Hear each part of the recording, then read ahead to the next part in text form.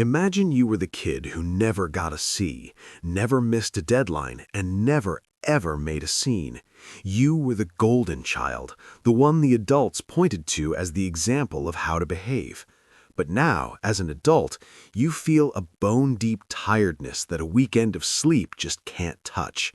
You're successful, you're reliable, and yet you feel like a survival masterpiece that's starting to crack under the weight of its own excellence. If you feel like you're secretly drowning while everyone else sees you as the one who has it all together, trust me, you are not failing and you aren't lazy. You're just operating on an old system that was never meant to run this long. Today, we're diving into the psychology of golden child burnout.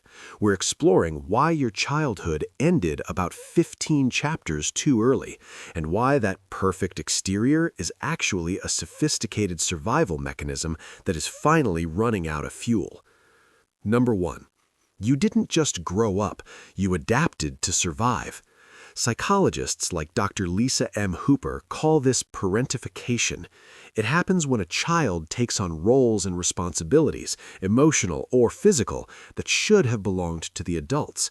Maybe you were the one making dinner for your siblings at 9 years old, or perhaps you became the emotional translator during your parents' arguments.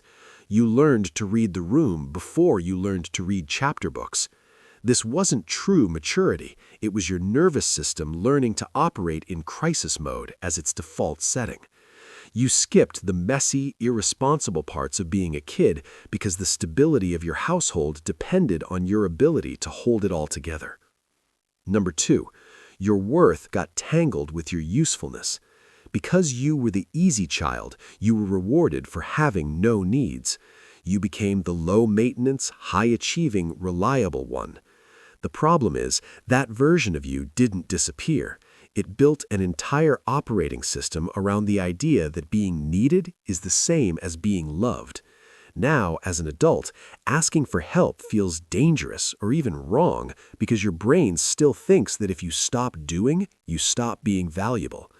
You've spent your life as a human doing instead of a human being, and that is a direct path to total exhaustion. Number 3, your perfectionism is actually hypervigilance in disguise. People might call you type A or a clean freak, but beneath that is a deep, primal need to manage every variable. Why?